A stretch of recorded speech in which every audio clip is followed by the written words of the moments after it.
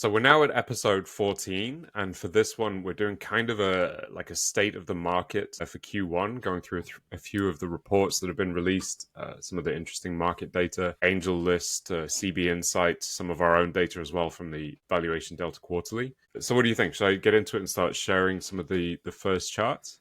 Yeah, definitely. I think we are looking at data on investing very critically these days and trying to understand whether us and others are doing the right things in the early stage fundraising. And so hopefully we, bring the discussion forward today. Yeah, and I think there's, as always, like an opportunity to learn from recognizing the part of the cycle that we're in today and how it has happened repeatedly in the past. And, you can see that in some of the research and the data that we'll look at. But there's a lot that can be learned and a lot of problems that could hopefully be avoided through this kind of perspective. Okay, let me pull up the first chart. Okay, so this is an interesting illustration from Angel List's State of US Early Stage Venture and Startups report that just came out. And it's quite a simple, but I think like elegant look at how the supply of capital, when that changes, it also changes the supply of startups and the creation of startups, which is quite interesting.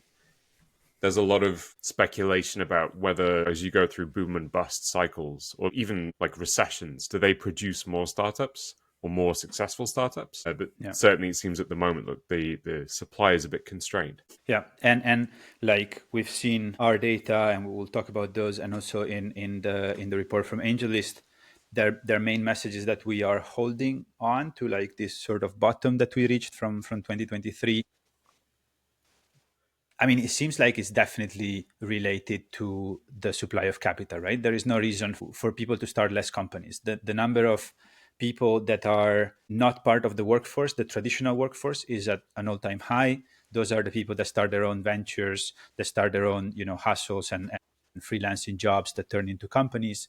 And that's at an all-time high. Opportunity seems to be fairly high for solo workers and sort of idea generation, idea creation, and idea execution. Mm-hmm. So the constraint seems really to be on the financing side for the past year and a half. Yeah, it's also interesting to think about how AI changes this. I've seen a lot of investors talking about, in this new world of AI, founders necessarily need to raise money. And if they're not raising money, or at least if they're not raising it as soon, perhaps they can build out more before they do need to raise money. Maybe they're not like on the radar of someone like AngelList. Could be that we find they raise a bit more later on, or maybe don't at all. Yeah, it could be. I mean, there is like a 10-year trend of like people reporting their first round less and less. I remember like when we started, like all these little K, even K super tiny rounds, they were reported and they were in Crunchbase or in other places. And then people started to shy away from reporting very small rounds as they became almost like more of a negative signal than a positive signal, which is kind of strange still. But the AI question, the way that I'm thinking about it is, on the one hand, if you are doing foundational models, you're going to have to raise like multiples more than what you had to raise a few years ago in the tens to hundreds of millions, to more as we are seeing. And if you're making like these more like wrapper type of companies, or let's say applied AI to a very specific vertical, you could potentially raise less. What I think is like the game is still to be figured out, as you might have to raise a lot less for your product, but you might have to raise a lot more for your distribution if you don't manage to own the distribution, because that's like this incredible supply of like content that is coming out and articles, and it's grabbing, and apps and everything is grabbing so much attention from the final user that distribution really becomes the key. And that's why you're seeing multi-million-dollar influencers, right? They own that distribution. They can demand those prices. So yeah, it's difficult to say whether it's cheaper now to build something, to get something to, let's say, product market fit, compared to like 2-3 years ago. Yeah, it's a good question. I wonder how much, when AngelList talks about supply of capital, if they've factored in like the concentration going into those few giant companies, and actually what's left is even less than it may seem, perhaps, for everyone else. Yeah, yeah, yeah. So that's the other phenomenon happening. I think on our data we don't see big changes of required amount of funding, right? So True, it that's pretty doesn't flat. seem like things are getting more expensive or cheaper. It seems like things are stable. Yeah, if you consider fundraising target, you know, a lot of the guidance, a lot of the common wisdom, you think about that like 15 to 20% dilution that you should aim for. And I think for all that that's not really true, you should raise what you need rather than trying to hit like an arbitrary target. I do think that shapes a lot of what happens. So as long as valuations are flat, probably the average target raise is going to be pretty flat as well. Yeah.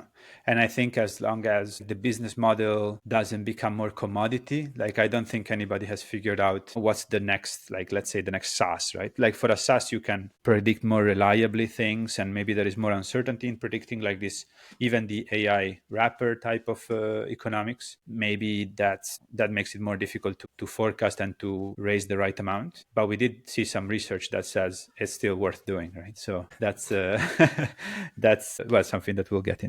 Okay, the next one is probably my favorite chart of the AngelList report. It's a somewhat complicated one, so I can walk through it a little bit. This is basically showing across the 7 different vintages, which is like fund years, VC fund years, what is the growth in like paper value of their investments. So how it's marked on paper rather than actual like realized returns. And what you can see, which I think is like quite a worrying trend, is a rapid acceleration for every vintage up until 2022, and then they flatline, which, you know, it is consequence of a number of things. Primarily, obviously the rising interest rates, the more constrained capital, so all of the growth that they may have been hoping to fund in those startups after that point suddenly evaporated. They couldn't do it anymore. But also, you know, unsustainable business economics were no longer sustainable. So Yeah.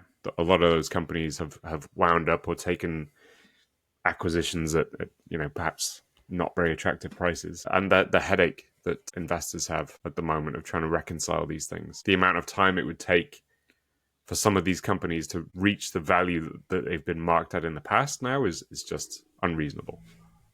Yeah, and we like some of it is like could have been seen, right? Like the late 2021, and mostly from the investor side, because the company itself is not going to say no to money.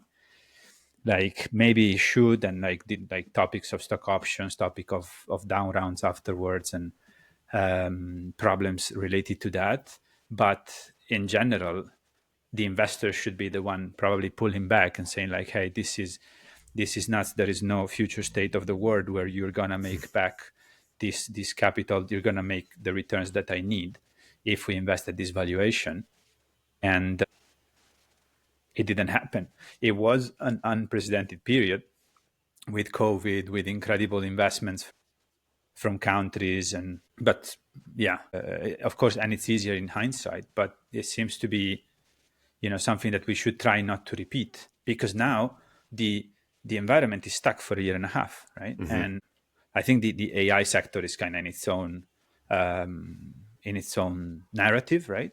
But everything else has been fairly stuck, and good companies that were providing value to customers and to their own employees as well have to stop because they don't raise the capital that they would have raised in a normal scenario, just because everybody got burned. Very true. And this also connects with the conversation about incentives and how basically when an investor first invests in a company, there is proper pricing tension because they want more ownership and the founders want less dilution. So those two forces kind of interact to get like to a fair price in an ideal situation. Second round, third round, etc. It's now more in the interest of that investor that price goes up, because then they look good, their investment looks good, they can raise more funds, collect more management fees, etc., etc. So you lose that. The one thing, like the force that keeps it in check, is suddenly gone, and everybody kind of rides this momentum up until the point where the market crashes and Some people get out and make bags of money. Most people don't. Most people don't, but also most investors don't, right? And we are seeing like the very large contraction in IPOs as well. So that's not a strategy to get out anymore. You end up staying private for longer. You end up with the following investors putting crazy liquidation preferences, well, not crazy, but like very high liquidation preferences. And then I don't think it's a good outcome for anybody. The other mechanism there is the auction one, right? The only investors that are going to win the deal are the ones that believe in it the most, maybe to some irrational levels, like to some exaggerated levels, right? But again, I don't think we can change the auction model just because the company has also incentives to raise at the highest valuation. We probably should, but it's pretty difficult. But I think in the past, like the auction model kind of worked because it was basically how the founder would use competing bids to try and get to a price that was reasonable against investors that want the price as low as possible. Whereas now there's so much money that it's become literally what is the absolute maximum amount of money I can make from the person with the biggest wallet in the room. Yeah, and that's where it gets crazy. And what we were also saying a few days ago is this becomes also then a signal for the next startup that if they want to hire the best people, if they want to compete fairly on the PR market or whatever, they need to raise at those levels as well. And that forces everybody to, if they cannot raise at that, because the headline is only the valuation, then this forces the other companies to put in even more guarantees, even more liquidation preferences, skewing the returns even more towards investors rather than founders and employees, where if the exit is really not incredible, then nobody makes money aside from the last investor that has 3x, 5x liquidation preference. Yeah, that's a great point. I think employees get lost in that conversation. But if you look at this chart and you think about those companies on those like kind of big inflection curves, they probably had a super easy time hiring because they were offering stock options to talent and saying, look at how fast we're growing, you're going to make loads of money off these. And then suddenly it flatlines and those options are worth, much less than they were kind of sold at, perhaps. Yeah. Interesting. Yeah. I think another point on the AngelList report was on down rounds, right? So I think down rounds are up like twice as many as regular years or something to that extent. And so if you look at this chart, this becomes then the average between companies doing an up round and companies doing a down round, right? Like you can see that in those portfolios, it is likely that, let's say a certain percentage, let's say half is doing a down round. I think it was like 60% doing a down round, and the other ones are doing up rounds just enough to compensate for those down rounds. So and then that excludes all of the companies who have done convertibles, like bridge rounds on safes, because they don't want to reprice the company, so they just do a safe and hope that when it comes to the next price round, they can pull everything back together magically. Fingers crossed for them. But and I think now we're seeing those getting to the end of the rope, right? Like it's been like a year and a half that raising has been a lot more difficult. We see it in our data as well, and that's normally what you raise for, right? A year and a half, maybe 2, if you've been cautious and if you cut costs and stuff. And I think that's what's happening now. We are seeing a restart of the ecosystem, but it's also a lot of companies that are folding. A lot of accelerators, we were talking this morning, are folding as well, and they got to the end of the rope. Yeah, it's funny. I had a bet with Pete Walker that 2024 would see fewer startup closures than 2023, because my thinking was by the end of 2023, most of that reckoning should have been over with. Kind of like the Big Short, the movie, where they're watching the markets and like waiting for everything to crash, but the banks keep it all propped up. Somehow it's kept going a bit longer than perhaps was rational. Like the one time I've been a real optimist, it hasn't worked out for me. But it is kind of the same, right? Like it's plus minus 3%. It hasn't really gone into either of those two directions. I don't think. Yeah, It true, hasn't true. crashed. It hasn't exploded. It kind of kept at the same level Yeah, for the past 2 years. Mhm. yeah, but the same concerningly high level relative to previous years. Although then maybe in the kind of decade of low interest rates, the survival rate was too high, slightly, because raising money was so much easier. That's another consideration. Yeah, yeah. Well, I mean, for sure, right? Hmm. Like a lot of um, like closures of companies that were unsustainable and that were kind of designed to be working only in that specific economy. Those ones are not existing anymore. A lot of fintech, especially, that was really booming in 2021, Hmm. was the first thing to go down. Fintech is also connected to interest rate in the product, and yeah, it's not hasn't worked out for them. So the interesting thing is definitely on the company side, the ones that do survive, they have an easier time. They have less competitors. They have probably more capital availability as soon as things restart on that side, which I don't think they have. Hmm.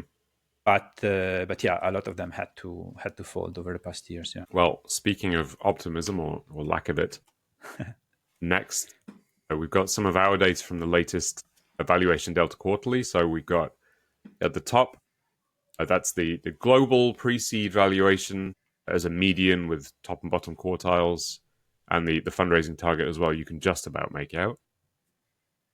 And you can see from the global trend, like that's been very steady. It's marginally above where it was in Q4 2021. So that, you had the kind of big initial dip when there was the panic about, everybody wanted to get to profitability, all the money had dried up, venture capital was Yeah. dead. Then that seems to have rebounded, which was more than anything probably like a flight to quality. Fewer, better startups managing to raise money in that period. And it's been more or less flat since then. Yeah. Down slightly on 2023, but recovering over the last year as well. We've Yeah. also highlighted Europe, just for contrast, which is interesting because Europe's the only region which has actually seen a decline in the median in that period, and we can talk a bit about why. Yeah, there aren't many positives for good old Europe in this in this period. Technology-wise, we missed a few too many waves. Policy-wise, investment-wise, just like the Draghi report highlighted this. Our previous podcast episode with Robin Wouters as well Yeah. highlighted how Europe has been left behind quite significantly. I think about a third of the economic growth of the past 10 years that the US has had, we haven't had. So it's very significant difference now. And I think a lot of people, well, me included, we grew up with that idea that Europe and the US were on the same level in terms of purchasing power and lifestyle and things like that. Hmm. Over the past 10 years, they have diverged incredibly, at least if you look at the data. But with I the think US since having, the global financial crisis, more or less, was when the two started to really diverge. yeah, yeah. And of course, like that probably started with all this like burden of all the debt that we had in Europe and stuff, but also the incredible lack of productivity, the lack of a joint market, the lack of a joint workforce, and a little bit of not catching the right trends. And in the last few years, obviously, Ukraine, energy Yeah. prices, both of those have been a significant negative force. Yeah. And I do still think there is no strategy on how to react to this. There is no like strategy meaning leveraging uniqueness, leveraging anything really to try to get ahead is not really happening. The hands are also tied for like a lot of budgets and a lot of things, but yeah, so we're seeing this in startups as well. The recovery of valuations hasn't really happened. If you look at this chart, right, it's fairly flat, it's declining a little bit, but we need to remember that we had like inflation through and through, right? So this is nominal, it's not corrected for inflation at all. So we Hmm. have like stable slash declining valuations where the actual cost of everything went up. Then it depends who you listen to, but 10 to 20% in the past 3 years, right? This is 3 years of data. So you see that maybe like that uptick in capital requirements is because of that, right? Salaries have gone up, costs have gone up. You need to raise more capital, but the perspectives of the company, the future that the company can have in this type of economy is the same or lower compared to what it was 3 years ago. Yeah. Which is tough to see, right? If you look at like Latin America suffered a lot. They had their own narrative, right? Like massive foreign investments in startups during the boom, and then it really got worse. But now it's really recovering, at least from our data. Hmm. Africa the same. Southeast Asia is doing okay. Europe has been really left behind. Yeah, and I think something we've talked about a fair amount, specifically in regard to pre-seed valuations, is the extent to which, on a very broad level, they're kind of a reflection of optimism. So I think, it's kind of reasonable to say if you look at the last 5 years, the world as a whole is like moderately optimistic. Like there's certainly a lot of turbulence, but it's not Yeah. terrible either. We can obviously see the influence of things like COVID, and we can even see the waves of COVID and the vaccine rollout kind of reflected in the valuation data in a way, Yeah. and how that shapes optimism. Because essentially those investors are looking not at today, but like this is a company that's going to exit in 5 to 12 years, something like that. So what is the future going to look like? Do they Yeah. fundamentally believe it's going to be better or worse? And it's kind of it says something about Europe that there's been a steady downtrend, and yes, it's Yeah. partly explained by the things we talked about, but also like there's a lot that could be done. Like there's low hanging fruit that would help generate more optimism around European tech. Yeah. Yeah, I think also, and this might be a sample of one type of observation, but I think the perspective, like the most daring perspective or like possible future for European startups has changed. Like if like maybe 10 years ago, there was this idea that yes, you could build maybe like a decacorn or at least like a strong unicorn in Europe. Right now, I see it a lot less. Right, you see the I don't remember if it was unicorns, but like the fact that this like the top 10 largest companies in Europe have been the same for like 40 years, right? So I think there was back then that ambition that it could be done. And I think now that ambition is much smaller. You make your national leader, you might make a little bit of a European leader, but like at least on average, right? And yeah, so that is also reflecting, I think, then in the valuations slightly. Yeah, Yeah. yeah. I've seen a number of people talking about like this war on talent, which is particularly an issue in relation to AI, where this was a British investor talking about British AI companies and how they are being actively targeted by the US and by Saudi and I think by UAE to move their companies over there. Hmm. And if you think in terms of Europe, like a lot of European founders have traditionally moved to the UK as seeming like a friendlier business environment for startups. And now they're being pulled out of the UK to other places as well. So it's like Yeah. the threat of brain drain in Europe, for as long as this optimism isn't there, or certainly for as long as it's not increasing, Yeah. it just gets worse. And it's kind Yeah. of like a reinforcing thing as well. Yeah. Yeah. I mean, the competitive field is bigger. And a founder these days, where like maybe 10 years ago they were thinking, if they were from little village in Portugal, they were looking at the rest of Europe. Right now, they're looking at Singapore or Hmm. Dubai or San Francisco directly. That's Yeah, that has definitely changed a lot. And of course, on the hiring as well.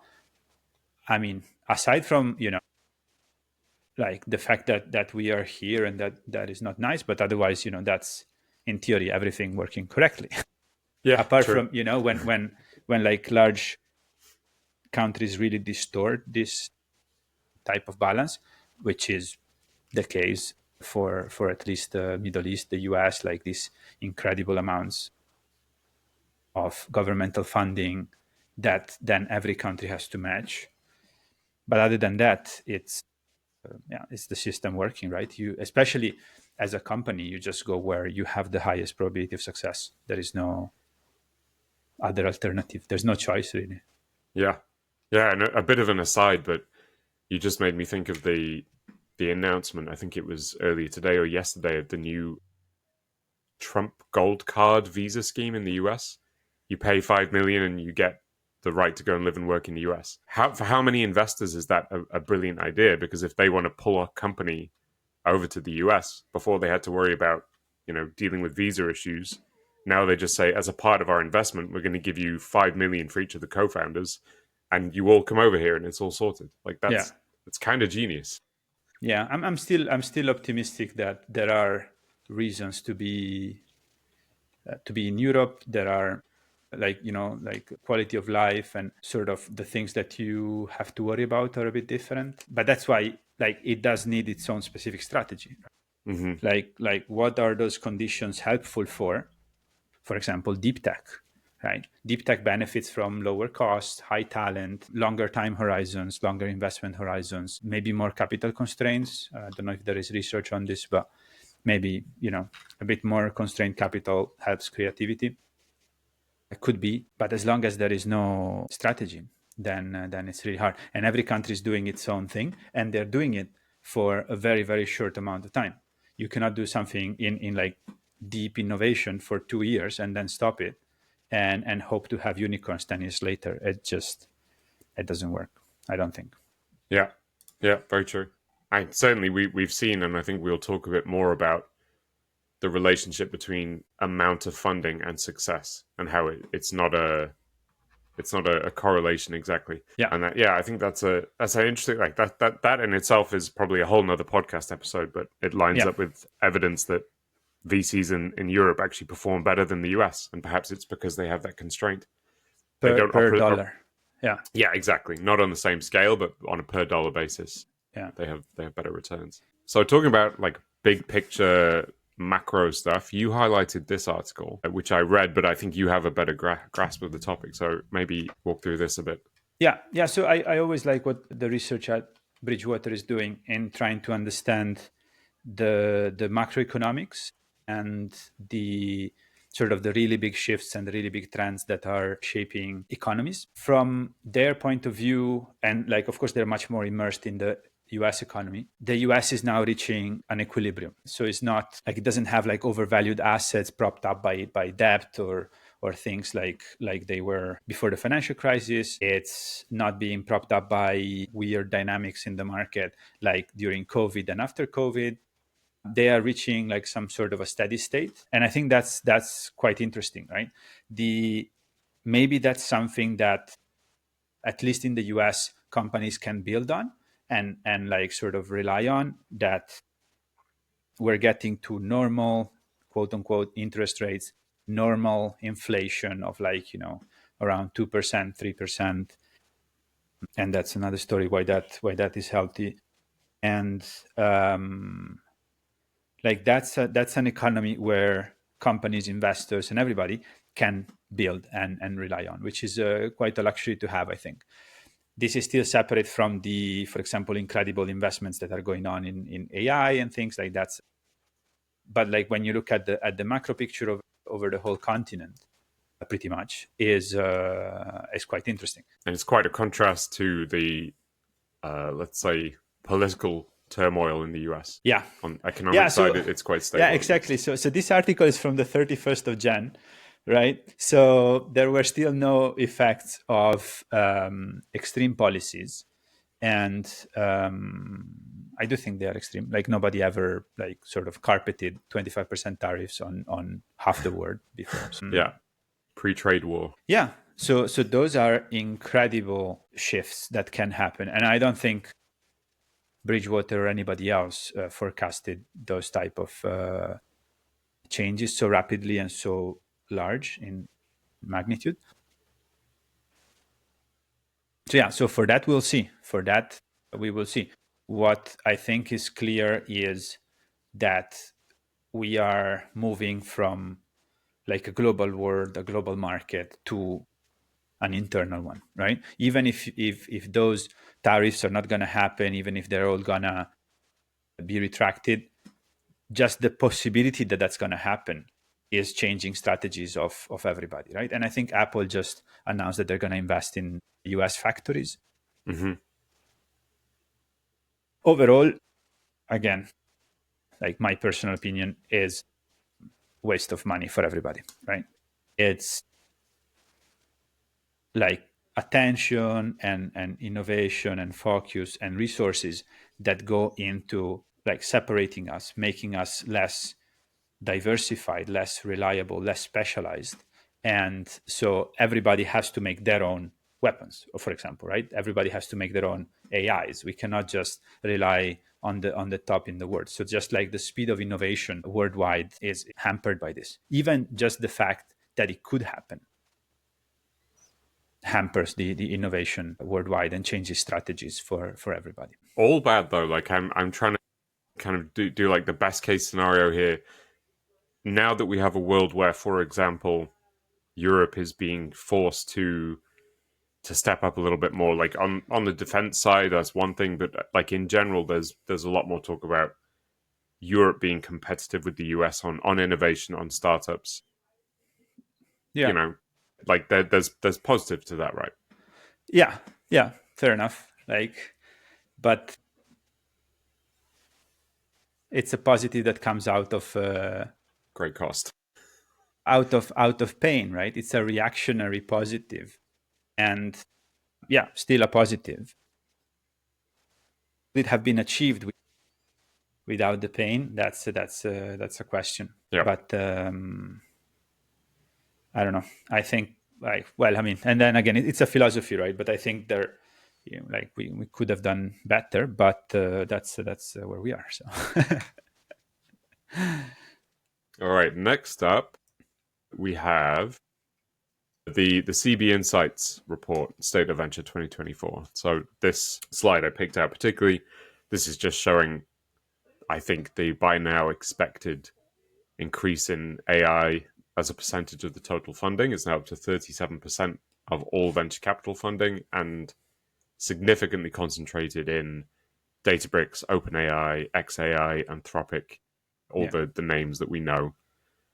And you can compare as well how it reflects as a percentage of the dollars and a percentage of the deal count. So it's only 17% of the deal count, but 37% of the dollars, which shows like how expensive these deals are relatively. yeah, yeah. It's interesting. The I think an additional data point on this is I saw like the same data for when there was the crypto boom, right? So Web3, and the percentages were much lower. So like even when so like in a sense the focus on AI at its peak, or we don't know if we are at the peak, but is still much higher than the focus that we had on Web3 at its peak, and NFTs and like that whole period, right? So it's definitely central to the innovation conversation. I mean, I like when I look at this, like I'm thinking, 17% of the deals is actually not that many. Like I would have expected more. Basically, everything that Y Combinator is talking about is AI. So that seems to be Yeah, their own specific strategy, maybe based on their own previous successes and so on. that's true, but that depends on the very tricky question that we're very familiar with of how do you classify these things? Like, Yeah, is a logistics company that uses AI for route mapping, is it an AI company or a logistics company? And yeah, I yeah, think that's one of the many areas where the reporting on venture activity is sometimes misleading or misunderstood at least. yeah, yeah. But yeah, still, I think it's a super important trend. What more can you do with this data, right? We saw before that like following these trends as a company doesn't help, right? The companies that are winning on the AI race now have been started. OpenAI was started like 12 years ago, or whatever it is. So this is interesting. It helps recalibrate a little bit. Yeah, if you do logistics and you have a little bit of AI, try to put that AI in your deck as much as possible. Like further than that, Yeah. right? I mean, Yeah, it's a question I ask a lot because I think it's really interesting is to compare like the closest comparison I see between AI and anything else is probably the dot-com boom. A lot of similarities in terms of, it was clearly important technology. It enabled a ton of infrastructure to get built, as we've talked about, I think, 2 episodes ago. But it was a bubble, huge bubble, and it burst. yeah. And you could see that like 95 to 97 or 1994 to 97, all mostly good investments, mostly made money. The ones after that mostly destroyed capital. So like where in that cycle are we today with AI? That's That's the question. Yeah. yeah. And it's an interesting question because it's acknowledging that AI is a bubble and that we're in there somewhere, but where? Like, are we still on the up or are we now on the down? And I'm not entirely sure. Yeah, me neither. I like to think that we are still on the up, just because it just sounds so exciting to see how can we reshape everything. Yeah. I do think the customer impact right now of AI is close to zero compared to what the full extent is going to be.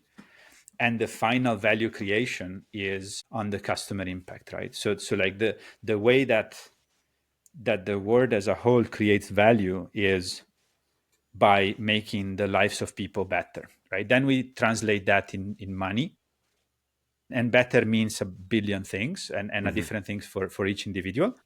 Like progress basically is, at least the way that we're measuring it right now, making the lives of people better, even if that better means like maybe doing less or maybe consume less or whatever, but it's still making people feel that they have more value in their life, right? And so that's on the outcome. So what does the word build? And like with AI, you can still, in my opinion, influence that a lot. On the other hand, is like, how do we grow that pie? How do we give more value to everybody? Is through specialization and productivity. Mm-hmm. And for that, I also think like AI, maybe it's a bit more advanced there, maybe like say 5% of what it can do. Even and I'm talking about current models with much better agents, like not talking about like AGI and like incredible things, right? But like current models with better agents. I think just that impact is still, we're only touching the tip of the iceberg there. But there, I think we could differentiate between the bubble from an investment perspective versus like the hype versus utility, because like the dot-com bubble Yeah, exploded in 2000, but clearly the internet kept getting better and that's more so true. useful and Yeah, added productivity. So like yeah, there's a bit of a difference between the two, and I'd say, and this is me being like the cynic as usual, this year we've seen like DeepSeek raise questions about whether all of the investment that's gone into AI has been well spent, let's say.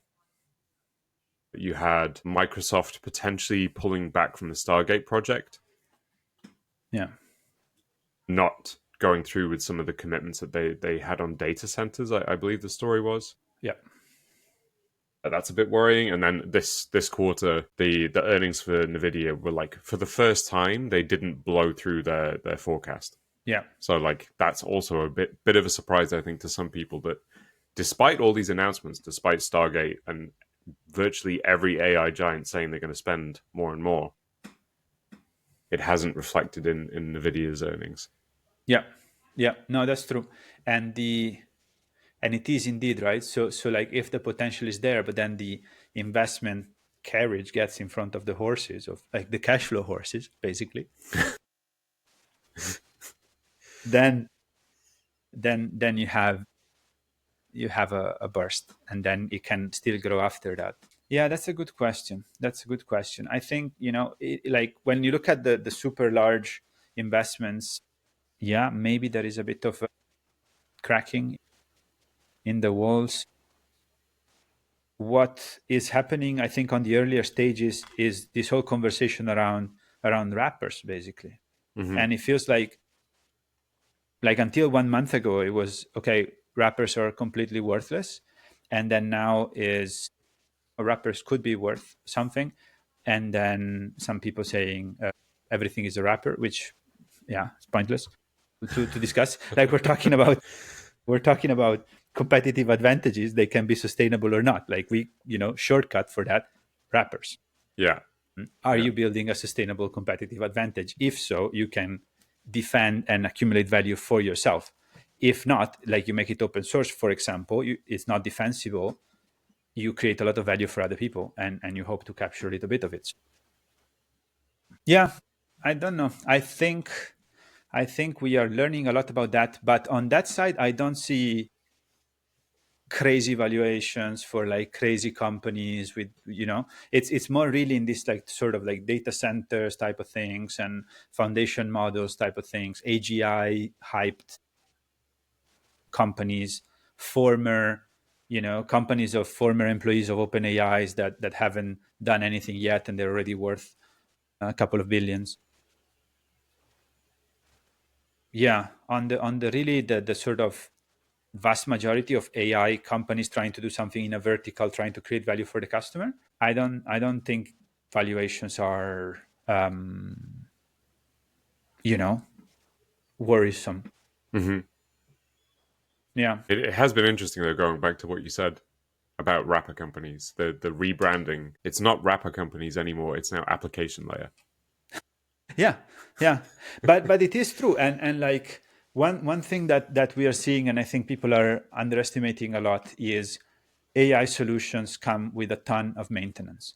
If you Hmm. if you do have like a little AI feature on a website that otherwise is not AI, like let's say you have AI customer support, right? You don't want to be the one maintaining that customer support system, like the actual infrastructure, the AI behind it, and so on. Because the whole speed at which AI is evolving requires so much maintenance, so much specialized knowledge that if your business is not making AIs for customer support, you're probably better off outsourcing that and focus on your core value proposition. Hmm. So in that case, the customer support, which is substantially an AI wrapper, and then it can differ in how much it wraps. um, how thick is the application layer? It can differ, but I do think from a customer perspective, it's still worth outsourcing this to somebody that can spread the cost of maintenance across multiple customers, and that makes it a fairly defensible competitive advantage. It becomes, as I was saying before, like your competitive advantage there, because making that wrapper is not that difficult, needs to be on the distribution and on the customer relationships, and how you do that is then the question. But Hmm. I think possible. Yeah, customer service particularly is an interesting example. I think it's another piece of this is companies trying to figure out how to use AI properly. So one of the early success stories of AI was Klarna. They froze hiring. They tried to transition all of their customer service to AI essentially. But in the last week or so, the CEO made a statement like that, once again aiming to be a company where customers can talk to people. Too So bad, like huh? that, It was. I think they didn't quite get what they wanted out of the transition. It hasn't worked quite as well as they hoped. And like, you know, it's there's kind of two schools of thought, which is very interesting. Like AI replaces the need for humans, or AI really amplifies the qualities that humans bring to a business. So like Yeah. customer service, sales are both always going to be super important to have good people. Yeah, no, I was just joking on the too bad, because they probably, like, they just filed for IPO as well, right? So they were probably trying to capitalize on this AI hype even more for their IPO, but then they had to announce that they cannot, right, at the Yeah, last moment. yeah, Interesting, yeah. interesting. Very interesting. But Speaking of IPOs, yeah, indeed. that's a good transition. The next slide from the CB Insights report is this. So this is the amount of time from first funding to IPO for VC-backed companies, and as you can see, since 2015, that has gone up from just under 5 years to now 7.5 years. And this is essentially a consequence of there being so much more money available. It used to be that you would IPO to be able to tap into public market liquidity. Now you don't need to.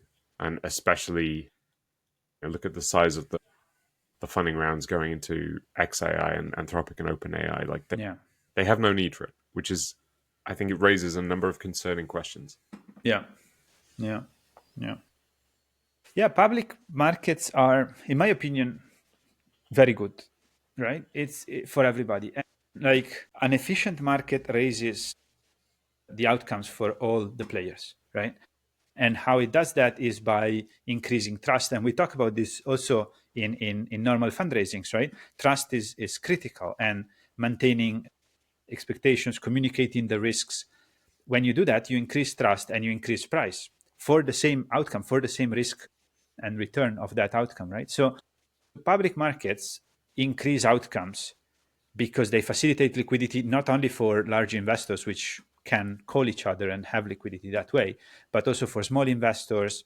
It increases scrutiny for the companies. That's how you increase trust. But that, like by and large, in my opinion, does increase value for all participants.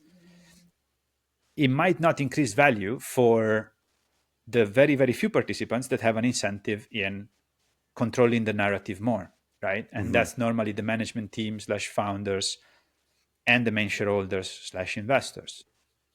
And so the fact that we are doing less IPOs and like waiting longer to IPO, I don't think it's in the interest of society at large. Yeah, it's become kind of like a prisoner's dilemma where, yes, going public, you have reporting requirements, as you talked about, so you have more transparency and more trust. But if you're the one company in that sector that doesn't go public, you can now see what everyone else is doing. They can't see what you're doing. So you have that slight advantage over them, which means now nobody wants to go public. Yeah. Plus reporting requirements, plus a bunch of other. And like, I think also the game used to be from, aside from being able to access more capital, you were able to access capital at the highest valuations because it was like the company was trusted. You could access the largest pool of investors and so on. Now, and we go back to one of my recent gripes, so liquidation preferences. With liquidation preferences, you can have a private valuation that is much higher, or like at least higher than what you would get on the public market, which disincentivizes IPOs even more. It could just be that companies are just waiting because in the past 2 years, there haven't been the conditions to IPO much. But I think these trends are indeed deeper than just, the past 2 years didn't have the best conditions to IPO. When the company IPOs, then they need to turn all their stock into common stock. Liquidation preferences disappear, and then that creates a disincentive for investors that do have those liquidation preferences to vote for an IPO. On top of that, they invested incredible amounts of capital. They got maybe a larger say in whether the company IPOs or not. And it used to be also investors wanted to IPO because they wanted to exit, right? But now we have like rolling funds and so on, so they don't need to exit. And then we end up with less IPOs to the detriment of society at large, I think. Yeah, certainly to the detriment of investors. We talk about small investors and early investors. Yeah, absolutely. And even secondary markets, of course. Yeah, there's a slide on that in a little while. But you can still look at the graph of distributions going back to LPs, and you can see even with these like innovations that are providing some liquidity, it's still not great right now. Yeah. And then we've got this from PitchBook. So this shows, like, this kind of illustrates what you were talking about. We're now up to more than 600 companies who, on a number of like typical metrics relating to growth, like age and size of capital raised, they are IPO candidates. These are companies that should be going public. But we now have more than 600 that can't for various reasons. Primarily, probably their financial health is not what it should be to be a public company. And they know just like WeWork. As soon as WeWork went public, Yeah. everybody went like, "This is terrible." None of these companies wants to do that. I do think that was predictable. Like, Yeah, I don't know. I mean, it's true other companies have flirted with that line before and they passed, but WeWork, I mean, like like I looked at the prospectus as well back then, and it was clear. And I think in the risks they said something like, "Yeah, don't worry." Like the risk part was written so badly that it was almost disrespectful. Yeah, yeah, it was an interesting case. Yeah, this is only US, right? So yes, yeah, I think correct. even if you there is an alternative theory that I can think about, that just everything got the scale got so much bigger that actually the companies that should IPO only when they get to 500 billion, or when they need to raise 200 billion or something like that. I don't think that's the case. I don't think that's the case. I think even smaller companies than that would benefit from the trust of a public market. But Yeah, yeah, and it's another area where there is probably low hanging fruit. I know, for example, there is a bill in the US that they're trying to get passed at the moment that would suspend reporting rights for IPO companies in kind of tech in innovative sectors. yeah, It would suspend their reporting requirements for 2 years, which like is maybe a step in the right direction. yeah. I would just remove liquidation preferences.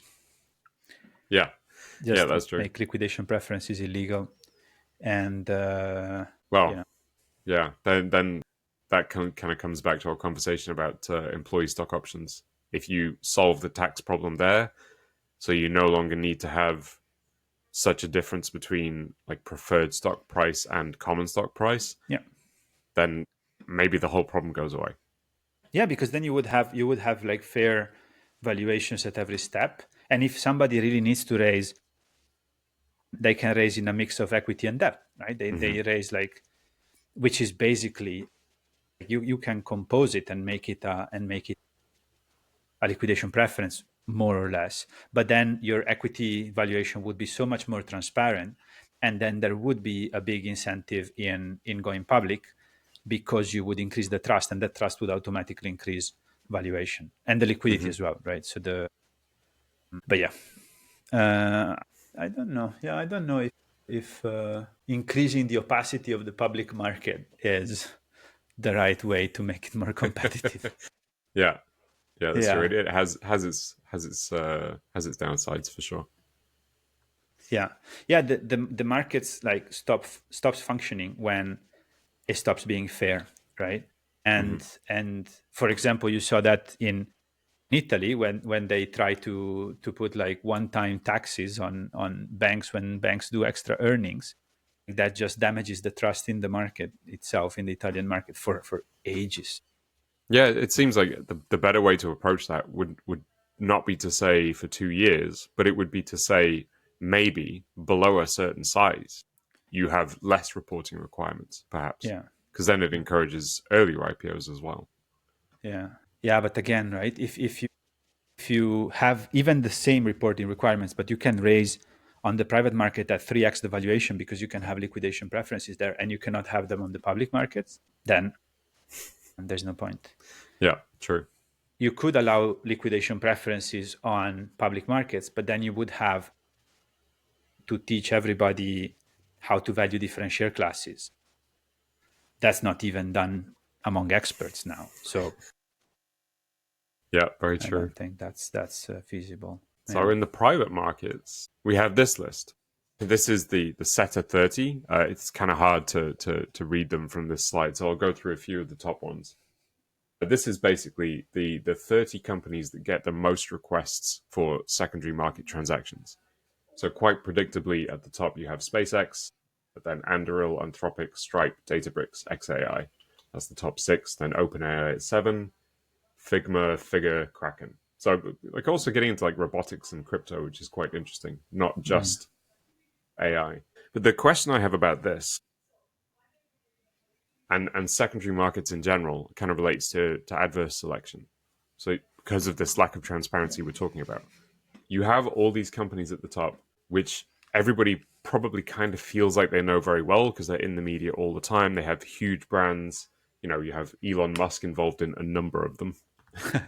And like these can probably all command a premium on secondary markets, and they do. You know, you'll see SPVs adding fees, you know, on top of investing just so people can get into SpaceX, for example. But how far down this list do you have to go before that changes? Before it's, instead of a premium, it's a discount, and then like an increasingly steep discount because of adverse selection. Like people don't know the fundamentals of the companies, so they're not willing to pay anything like the last round price. Plus all the concerns about last round price may be based on preferences, etc. So is there an argument that private markets would also benefit from more transparency? And how 100%. much would that, building a healthier secondary market, would that be a good thing or a bad thing? Or should we really be aiming just for exits? Yeah. What's your theory? I don't know. I like the idea of a secondary market in theory. I have a feeling like the way it's designed today is kind of intentionally optimized for those giants with the big brands, because this is like the like Andreessen Horowitz channel to tap liquidity whenever they need it. They can sell shares in those companies and get a little bit of liquidity back to LPs. Yeah. But at the moment, it has close to zero utility for any smaller investors. If it was more Yeah. transparent, that may be the other way around. But then look at where the interest and the money is. You can kind of see which way it's going to head, probably. Yeah. Yeah. And I think that's why you need the regulatory side, right? Because otherwise, yeah, you might start with a market that does have SpaceX, but then you're gonna end up in a few years with a lemon market, right? Only the worst companies are gonna try to offload shares in this type of markets.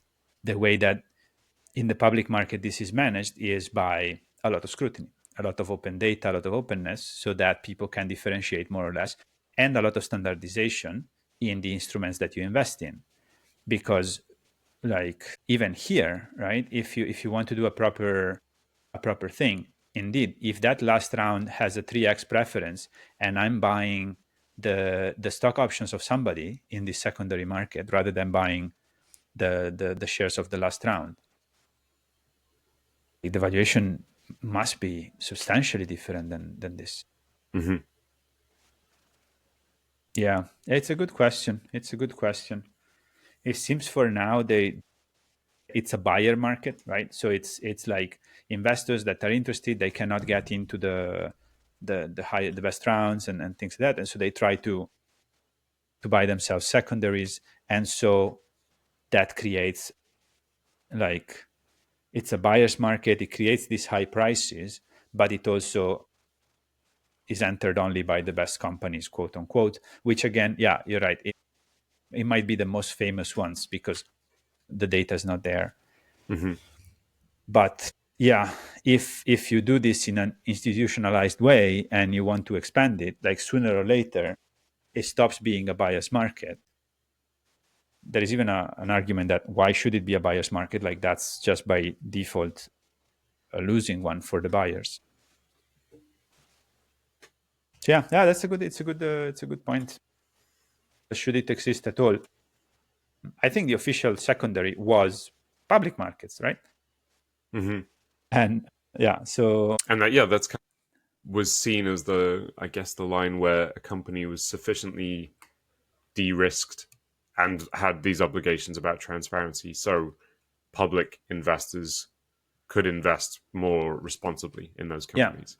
Whereas in yeah, private companies, as we've seen, there's more risk involved. Although I'm not necessarily against the idea that individuals should be able to invest in private companies. no, that's true. But you need to. We cannot end up with a market like the crypto one, Mm-hmm. where 95% of things are rug pulls or attempts at rug pulling. Yeah. That's the sad truth. Like it's still happening, and it's the vast majority of things that happen there, and people know it, right? And like the behavior now there has almost nothing to do with value creation for 99% of the companies or coins or whatever you want to call them. Hmm. And everybody knows, and they invest, and it goes up, and they just hope to get out before for everybody else. So then it's not a value creation place. It's a gambling place, which is fine. It has its place, right? But it doesn't really bring forward much, I don't think, at least compared to the promise that a crypto can have Hmm. in lowering transaction costs, in increasing trust. Yeah. It's funny to think about the parallel, though. In a way, crypto is incredibly transparent because you can see all the activity. There may not actually be much in terms of value or utility behind a token, but usually that's there to see. Like you can Yeah. understand that if you Yeah. really care. It's Yeah. also very liquid, Yeah. obviously. So think about that in terms of private companies. If you got to the point where private companies were required to be super transparent, so you always knew the latest valuation, you always knew the underlying metrics of that valuation, Yeah. and if secondary markets were well established, it would be a lot more liquid as well. Yeah. And Do then it's you then get a fantastic. crypto problem though? Do you have an issue where startups begin to like game sentiment in the same way that you see in crypto markets to like pump their valuation? So when that chain that you described is tight enough, it Hmm. works really, really well. For me, in crypto, that's the case with Uniswap. Hmm. Uniswap, completely decentralized, like the whole governance is in code, the whole revenue is in code, the whole product is in code in that case. So you have complete traceability of the company metrics. So in that case, it works like fantastically well. Anything else, like things like, and that's why crypto products that do things for crypto, they are in crypto themselves and stuff, like they work fairly well, like Tether, so like stable coins, Hmm. loans, like interests on loans and stacking, like those type of things, they work fairly well. We haven't had, like, the moment you try to do something else, you more or less interface with the real world. You go out of the code world and you interface with the real world, and there haven't been enough legal linkages, because you could say like, this is revenue because we're selling like a physical product and our revenue gets in on crypto, right? But that link is not legally enforced by anybody. So if you at some point start putting investments instead of revenue, nobody can verify that, right? Nobody can Hmm. verify that you're actually shipping those products, for example. Nobody can verify that those receipts are actually customer receipts and not something else, right? And and this is also on the capital. Nobody, like, if you buy shares, nobody can verify those rights. Like, now there are some structures in the US, but yeah, at that point the thing breaks, and then so you cannot do this type of good crypto companies, like, that are not only crypto. Hmm. And that's I think the issue. If And then of course it has also another massive problem. When you do those type of things, you are a public company from day one, which has benefits, liquidity, and potential of raising a lot more capital and so on. But it also has incredible detriments of, like, you need to manage a community, you need to provide information, you need to build more in public. So if you're doing something more differentiated or secretive, then you cannot do that. So there are advantages, there are disadvantages. Interesting. Yeah, I think if we manage to, and that's why I think the crypto scene dismisses the traditional scene so much that they throw away the baby with the bathwater, right? Like, some regulation you need to have, some way of getting back if there has really been a scam, like some ways of, for example, retrieving the money with the legal system if you forgot the password. Like, some things are there for a reason. The difference between shares in a company and the products that the company has, and like the difference between revenue and investment and the different accounting that you do of those things, like, is very useful. It has been developed for a reason. It emerged. It hasn't been developed. It emerged for a reason. And I tried to have some of these conversations with some crypto funds, and like it just went over their head. And like I'm the one that doesn't understand anything, which might well be the case, but it would be nice to hear an argument other than you don't understand the crypto world. Yeah, I understand these things far less than you do. But then, I was watching Sam Lessin talk about a token he was involved in launching called Jelly Jelly. Right. And he was talking about everything he'd learned as an investor in traditional companies, getting into this crypto world, and how to do a token launch in a fair and transparent way that has a good outcome for the company and for the users. The problem being, a lot of the time, it's a rug pull. The creators launch something, and then the price shoots up, and they sell at the top. And I was watching this thinking, with my very basic understanding, I don't understand why tokens don't have a vesting period. Yeah. Even IPOs, you cannot like the management and the previous shareholders, they cannot sell the shares for 6 months. Yeah, lockup. Yeah, exactly. And on the other way around, the sort of the fundraising price ladder that you have in crypto, I think it's a super interesting thing that you could replicate in startups. The reasons why you cannot do it in startups is because your transaction costs are insane. So if every investor has a different incorporation act or a different price, like you're gonna, your cap table is gonna look insane on day 0.5. And so you cannot really do it. But like that's the magic that it can have, right? When you bring down transaction costs and you structure these things in code rather than impossible documents and things like that, and you don't have lawyers, you don't have notaries for everything, you can do so many more things that I don't think we're even scratching the surface of. But yeah, there are a lot of lessons that are very useful in traditional finance. Yeah, that's a great example. Interesting. Yeah, I feel like that's a topic we should return to at some point. More Yeah. about transparency and the offering that crypto has there. But we've got a couple more things. We're getting towards the end. So we've been talking a little bit about the influence of how much money you raise and what the influence that has on your future growth and success. We've got like a longer read coming out about this fairly soon, but as a part of that, I've been looking at some of the existing literature. And it's interesting that there's a number of reports that demonstrate in hindsight, maybe an obvious observation that if you raise too much money too soon, there's a higher chance that your company will fail, which is not well discussed, I think. Yeah.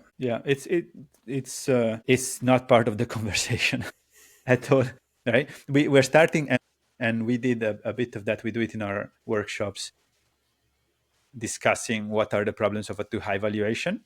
But even like we haven't talked much about the actual lowering of your probability of success when you raise when you raise too much money or when you raise at a too high valuation. Yeah, So a lot of our past writing about that topic has been like kind of theoretical. You obviously may struggle then to reach the next fundraising milestone at an attractive price, all these kind of things. It's kind of obvious, but we haven't thought so much or written so much until now about the reasons why it may directly lead to failure, which is more or less in summary that you invest too much in growth before you've proven your core assumptions. So when those assumptions don't work out, you now have a massive unsustainable chain around your neck. Yeah. It's very difficult to go back from that. Whereas if you haven't invested that much, it's easier to pivot and adjust. Yeah. And there is data for this, right? Yeah. That's what this article showed. Yeah. And there's this is the Startup Genome Report on premature scaling, which outlines basically what I just talked about. There's also this study, which is interesting, which looks at about 7,500 early stage venture-backed startups from UAE over 22 years. And it shows a similar kind of conclusion, this U-shaped relationship of funds raised versus valuation, where initially raising money does help grow your valuation, but eventually you get to the point where you're over-raising and actually it begins to hurt the company at that point. Yeah, interesting. And like interestingly, it degrades also the valuation of that company at that time. So Mm-hmm. like also this relationship that we see written a lot about, like your valuation is just like what the dilution that you can sustain times the amount of money that you need. Wrong. That's U-shaped, right? If you want too much money, you're going to have to give up proportionally even more equity, Mm-hmm. because hopefully because investors know that you're going to create this moral hazard, that you're going to spend it on things that are not useful, or because you're just going to have expectations that are too high and you're going to have to start scaling prematurely, like the Startup Genome article says, right? So yeah, it's something that we are getting more into, right? This idea that there is enough data now in the world, in between what we do and like what others have done, where we can start to do proper value-based investing, right? Mm-hmm. Value-based understanding and value-based investing to an extent that is practically useful to returns and to success percentages of the companies. So hopefully there's a lot more to do in this, but hopefully we will be a part of that discourse. Yeah, and there's a fair amount of existing perceptions that have to be undone in order to do that. I mean, we have a couple of posts to look at maybe quickly on that. You know, this is one by Tom Tungus, a very well known and well regarded investor, and he's talking about this auction mechanic for founders, whereby they should aim. The best founders should aim to lower their cost of capital, raise as much as they can as easily as they can, because they have this capital as a competitive advantage at that point, which I think is thinking stuck in the like 2011 to 2021 period, and I don't think it really makes sense Yeah, as a long-term sustainable strategy. yeah. Yeah, I think the for some companies and for some markets and for some, like capital can be a competitive advantage, but that's not what he writes about. And secondly, it's not for everybody, right? So for example, if you want to do this strategy in Europe, that's the wrong strategy, right? Mm-hmm. Because you don't have, like, everybody can outraise you in the US or in in the Middle East or Southeast Asia. So you shouldn't. Pretty much any company that relies on this strategy in Europe probably should, think twice. In the US, like, sure, you can execute this strategy to extreme success. See Uber. That's exactly what they did, right? Threw money at the problem and Mm-hmm. just got market share before everybody else. Arguably, they're still in a lot of places competing with Lyft, but in a lot of places they just developed that brand and they won the place, right? They won the city and the country and so on. And Uber's a good example because it was clear that if Uber worked, it was going to be massive. Yeah, Whereas applying this strategy to like the 17th B2B SaaS company that's come out that quarter, it doesn't work. I yeah, mean, it's much less likely to work. yeah. And the interesting thing about Uber was that they were extremely clear about this, right? They knew that they wanted to use capital as a competitive advantage, and they decided to bet on that, and they were gathering data on that, like how sticky is a city, how much capital does it need to get to that sticky point where. So that can be a solid strategy, but first of all, it's not the only strategy. Mm-hmm. And for some companies, indeed, as we saw in the data, can be actually detrimental, lowering the chances of success. And I think that's true for a lot of founders that for some reason find themselves in a very hyped position, maybe not of their own choice, and they do say yes because the honey jar is too attractive, and then they find themselves in a difficult position. Yeah, well, on that we have the founder perspective here from a guy who wrote about his company having their revenue cut in half due to it being built on top of WhatsApp, and changes that WhatsApp made basically cut the revenue of the company in half. And he wrote this post regretting that he'd been offered money by investors and had turned it down.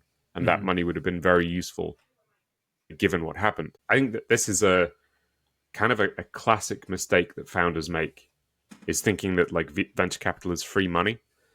Going back to what you said before, had he taken investment, he would have been pushed to immediately put that money into growth for the company. So then he would have had the same problem later Just on. twice as big. Exactly. Yeah, he would have lost half of more revenue and had investors that were, vexed and on his back about fixing it. There's a very good chance that would have killed the company completely. But as it is, They stayed I more would say nimble. because he hasn't raised money, he was able to turn it around. Like, Yeah. They that's stayed all more that nimble. matters. They could pivot more easily, more like they were more agile. That's an interesting point. And there is also this differentiation that like your like probability of winning is not the same as the outcome, right? So like as you highlighted, right? If you raise more capital, you might not increase your probability of winning. And like this outcome wasn't affected at all by the amount of capital that they raised. Actually, it was completely independent on the amount of capital that they raised. If you raise capital, you are accelerating the current strategy. You don't raise capital to do more pivots. It's very, very rare that you might raise capital to do more pivots, but you don't raise more capital, like that initial, and that's what we saw also in the other papers.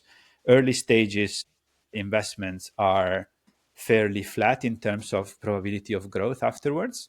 They are not connected. So if you raise more capital, what you increase the risk of just pre-committing before you can actually scale. And then in this case, it seems like he argues that with more capital, they would have been faster. So they would have just gotten to the same conclusion, but in a bigger scale. He wouldn't have raised to have more pivots or to have a chance of more pivots. So it's interesting. The highlight for me is, you need to think about your specific strategy and your specific issues and what you are raising capital for as well. You need to have a certain safety net and like chance to pivot, especially when your variability is higher, your risk is higher, right? So the higher your risk, the more like safety net you should have, in a sense. And then as things get specialized, then like you can raise more capital for your specific strategy and for scaling. Like I think arguing one way or another, like blanket advice doesn't do anybody any good. Yeah. It's pretty much always unhelpful. As I say very regularly, startup success, those success stories are always, they're outliers, so they're by nature unlike anything else. Yeah. And that's the difficult thing to appreciate, right? It's like when you look at others, when you try to extract patterns, it's difficult to at some point say, okay, stop. We need to appreciate something different. But yeah, I mean, that's the fun of it, right? Yeah, indeed. Well, I think we've gone for, what is it now? Almost 2 hours or an hour and a half? One and a half. Yeah. 1.5. There we go. Yeah, I think this issue of transparency and potentially the connection that it has with crypto is really interesting. I think we'll revisit that. And certainly, I think we're going to revisit this question of pricing versus valuing venture capital as a value investing discipline. I think it is definitely worth spending a bit more time on as well. So next time we come back, I guess we'll be getting stuck into one of those. Yeah, it's time to have those conversations. Yeah, I think so. All right. Thank you very much, Daniel. Thanks, everybody. Thank you.